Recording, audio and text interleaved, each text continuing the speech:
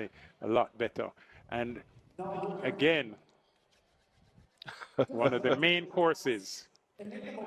We've seen some big PBs so far. So here we go in lane number 1, Brianna Williams. Yeah, youngest ever Olympic medalist for Jamaica. In the 4x1, got gold in Tokyo, the double world junior champion back in 2018. Lane 2, Sasha Lee Forbes representing Sprint Tech. Yeah, Sasha Lee Forbes, a big star for Sprint Tech, trains with Maurice Wilson, has done 10.96 rather, 11.03 in the heats. She's ready for a big final. Lane 3, a massive personal best in the semi-final, Tia Clayton from MVP Track Club. Yeah, she is stupendous, 10.86. No 19-year-old in Jamaica's history has gone faster, but she shows up in big form. With her sister, her twin sister, cheering her on from the sidelines. In lane 4, one of the big guns in world athletics, Shericka Jackson. 10.65. She's the third fastest Jamaican woman in history. She's the defending champion and has gotten the silver medal last year in Budapest. Shericka Jackson, the superstar, ready to defend her national championships.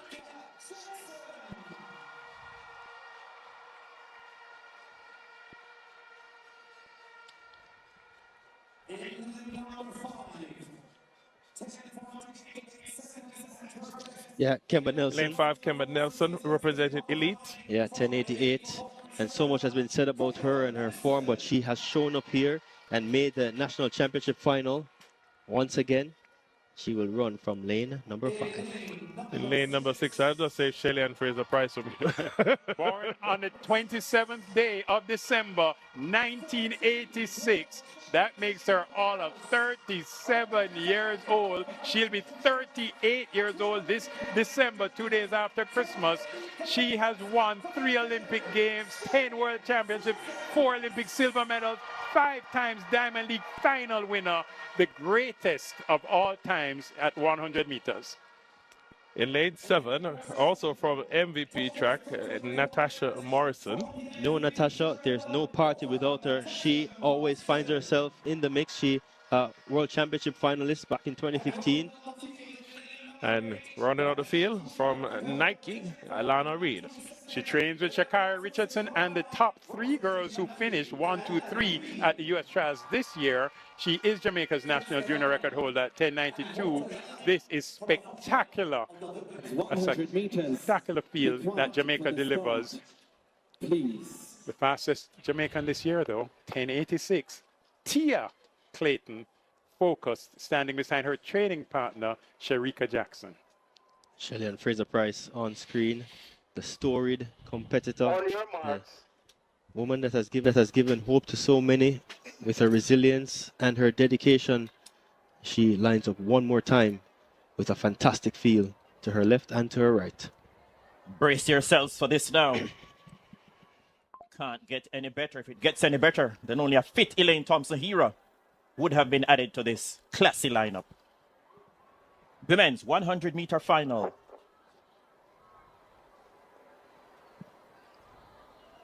Great anticipation around the National Stadium. Set. And across the globe. Set. Bang, where they go. Kemba Nelson, Fraser-Pryce got an excellent start. Tia Clayton is running the race of her life. Shericka Jackson turns on the afterburners now. Spectacular performance. 10.79 the flash time. Shericka Jackson, big performance on the big occasion, sends an ominous message from Kingston to Paris. Awesome performance by Shericka Jackson, the World Championship silver medalist, reigning supreme. We wait for the official time.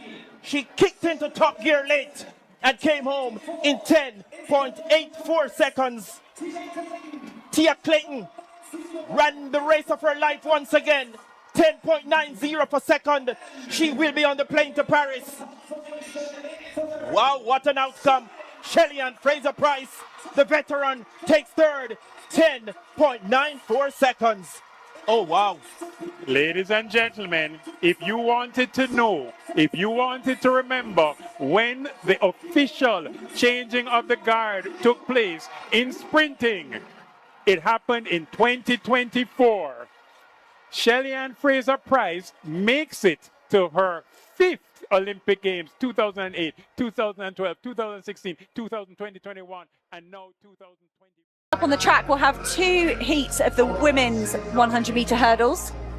I think perhaps we're not going to show the B heat, but the A heat coming up here, featuring some of the fastest women that have managed to get themselves over to Lucerne. Naka Chinlelem of the Netherlands goes in lane 1, 2-time national champion, ran her 2nd fastest time ever in Turku last month. Meeting record here in the women's 100-meter hurdles was Jasmine Camacho Quinn last year, 12:41. Sara Kiskitalo of Finland goes in lane 2. Personal best in Helsinki 3 weeks ago, 12:81. Second Finnish athlete Lotta Herrada goes in lane 3. She made the final of the European Indoor Championships but wasn't able to finish, unfortunately. It was a season's best for her on Saturday, 12:74. Shericka Hill of Jamaica goes in lane 4. 2-time World Junior Champion in 2022 and 2024. She was just 4th at the Jamaican National Championships, 12:69 her best set this year. Here is Kambundji. She broke Susan Kalor's European record to win the European Indoor Championships and then picked up a silver just behind Devon Charlton at the World Indoor Championships. Significant season's best in Monaco the other day to come 2nd behind Grace Stark. She's down to 12:66 so far in 2025. Charisma Taylor of the Bahamas goes in 6th. Glasgow World Indoor Championships, she came 6th in the long jump and the 60-meter hurdles, and she's pretty close to her outdoor personal best in Canada the other day. Renaya Jones of the United States is a late addition. She takes lane 7, 3rd at NCAs last year. Best race so far in 2025, probably her 2nd in Bidgosh on the Continental Tour Gold. Annalise Torian of the USA takes lane 8. She was 4th in the NCAs recently, representing Auburn University. Busy NCA season, lots of races. Torian here to have another go against the pros. There is Majinga Kambundji. It was a double win for the sisters here last year in Lucerne. And Kambundji, I'm sure her heart rate is pretty high watching her younger sister, Dataji Kambundji, settle into the blocks here in the women's 100-meter hurdles. B race was won by Rita Herska, 12:93. So that's the time target for these women.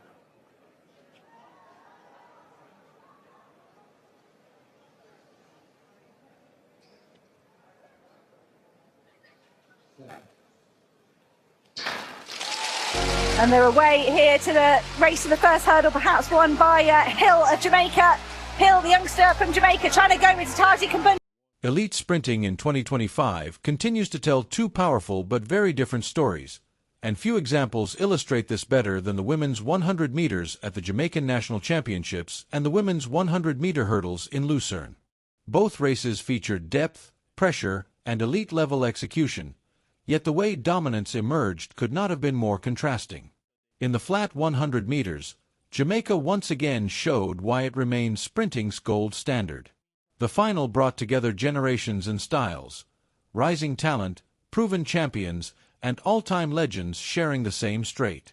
Shericka Jackson ultimately claimed victory in 10.84 seconds, a performance that was less about raw surprise and more about control under pressure.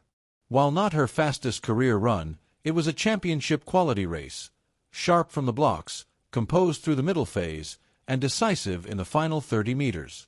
Behind her, the narrative was just as compelling. Tia Clayton, fresh off a personal best in the semifinals, confirmed that Jamaica's next sprint wave is not theoretical, it is already here. Her ability to hold form late against such experienced rivals highlighted a growing competitive maturity. Meanwhile, the presence of Shelly-Ann Fraser-Pryce added historical weight to the race. Even when not at peak sharpness, her mere inclusion elevated the psychological stakes, forcing younger athletes to confront greatness head-on rather than chase it from afar. If the Jamaican 100 meters was about internal rivalry and legacy pressure, The Lucerne hurdles race told a story of technical superiority cutting through international depth. The start list promised balance. National champions from Europe, NCAA standouts from the United States, and emerging Jamaican talent all suggested a close contest. Yet once the gun fired, the race quickly became a demonstration rather than a debate. Taji Kambundji separated herself decisively, reinforcing why she is considered one of the most refined hurdlers in the world. Her run combined precision, rhythm, and aggression, each hurdle attacked without disruption, each transition seamless. While athletes like Jamaica's Shericka Hill and the American NCAA contenders showed promise and raw speed, they were competing for positions rather than control. The contrast between these two races is revealing. Jamaica's 100 meters thrives on internal chaos, multiple world-class athletes pushing each other to survive selection alone. Lucerne's hurdles race, by contrast, showcased how technical mastery can neutralize depth. One event was shaped by rivalry and legacy, the other by execution and efficiency. Together, they underline a key truth of modern women's sprinting. Dominance can come either from a system that produces relentless competition or from an individual whose technical ceiling simply sits higher than the rest.